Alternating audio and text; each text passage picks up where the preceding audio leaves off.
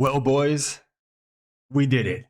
We made it through the desert of December. We weathered the storm that was 6 weeks without UFC, without joy, without fulfilling life. Just day after day of grayness and bleakness, each day grayer and more depressing than the last, with the only glimmer of hope on the horizon being the UFC 324 fight week, and it has arrived. We are here. The anticipation is running through my blood and coursing through my veins, and it feels amazing. I'm excited, and I hope you guys are too. I was also instructed to look more at the camera so that you can see my eyes and I can connect with you because you're looking into my soul, knowing every word I'm saying is the truth and nothing but the truth. So I will do my best to appease those wishes and make eye contact more often. Hello, everyone out there, my MMA YouTube brethren, us hardcore fans. We are back and we are excited for this weekend. And specifically, we're going to be talking about not the main event. The filthy casuals on YouTube, all they want to talk about are two guys who don't deserve to be fighting for a fake belt. And that's not what we're talking about today. We are going to be talking about what I and all of you know are the people's main event of UFC 324. That's right, Arnold Allen versus Gian Silva. Let's go, baby. Right off the bat, though, I've got to say, I've noticed the matchmaking is very interesting. Very, very interesting. Not that this isn't a fight I don't want to see or that you don't want to see. Everyone wants to see this fight because it's freaking awesome. However, Arnold Allen is coming off of a win. He should be fighting up in the rankings. Gian Silva, on the other hand, is coming off of a brutal loss that we all remember against Diego Lopez. He should be fighting down in the rankings. But for whatever reason, the UFC has put this match together that makes zero sense unless you look at the finer details.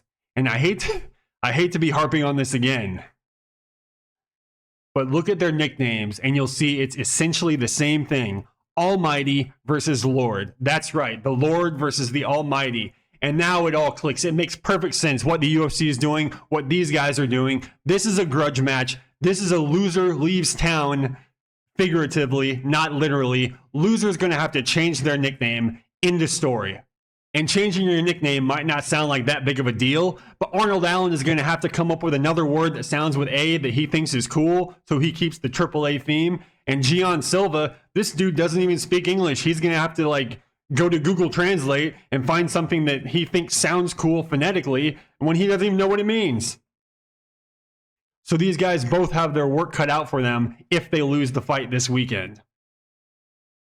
So what's going to happen when the proper English prospect, Arnold Allen, Sir Pillowfist himself, runs into the wonder from down under, the Wolfman from the Southern Hemisphere, Gian Silva? We're going to have ourselves a Decisionator versus Terminator type scenario where anything could happen. The Decisionator, Arnold Allen, of course, has never been finished by anybody, not in pro or amateur career. Gian Silva, on the other hand, is a complete wrecking machine finisher. He finishes nearly everyone he beats. So something's got to give, and it's going to be one of these guys' records. Anytime we talk about Gian Silva, we have to address the elephant in the room. Does this man have autism or not? I don't know, and personally, I don't care. The one thing I do know, though, is Arnold Allen does not care if his opponent has a neurodevelopmental disability or not. This week, Arnold Allen's goal is to beat up a person with autism, and that's what he's going to try to do this Saturday night. He's getting in the cage with a man whose mental faculties are in question. He's not the least bit fazed by that. Arnold Allen does not care what mental deficiencies his opponents may have. He's not taking it easy on anybody, and that includes Gian Silva. Now, I do wholeheartedly believe that Gian Silva will need a finish to win this fight. And speaking of finishes, I mentioned Arnold Allen has zero chances of finishing this fight. Gian Silva coming off his brutal knockout loss. What's the one thing you do coming off of a knockout loss? You find an opponent that has zero chance of knocking you out. Arnold Allen is the perfect opponent for a comeback fight for Gian Silva. And on the flip side of that, Arnold Allen is freaking fearless. Do you know how brave you have to be to get into the cage in a cage fight with a killer when you know in your heart and your soul that you have zero chance of knocking this man out? You have zero chance of submitting this man? You have zero chance of beating this guy so bad the ref stops the fight?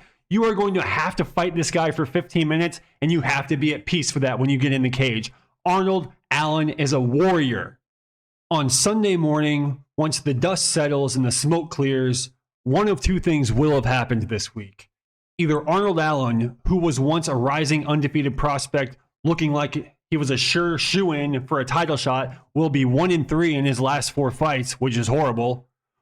Or Silva, who was the boogeyman of the division, everyone was afraid of him, he was killing everybody, he will be on a 2-fight losing streak. Both of those pills are pretty hard to swallow, especially if you're a fan of either of these guys.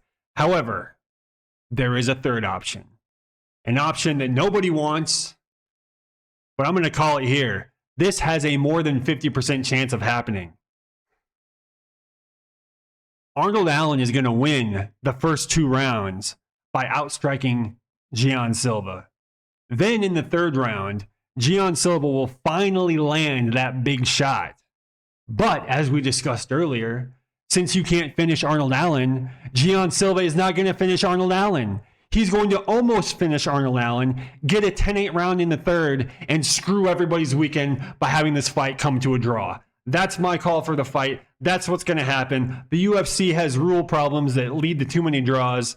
And if this fight ends in a draw, I will be laughing my ass off at the UFC. The first main card fight in over 6 weeks, the first main card fight of the brand new UFC Paramount Plus deal, the first main card fight of 2026, and it goes down in flames as a draw.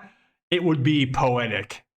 Anyway, this Saturday night, after the People's Main Event has come to a close, whatever happens, win, lose, or draw, I'll probably just turn off the event because only filthy casuals watch the whole thing.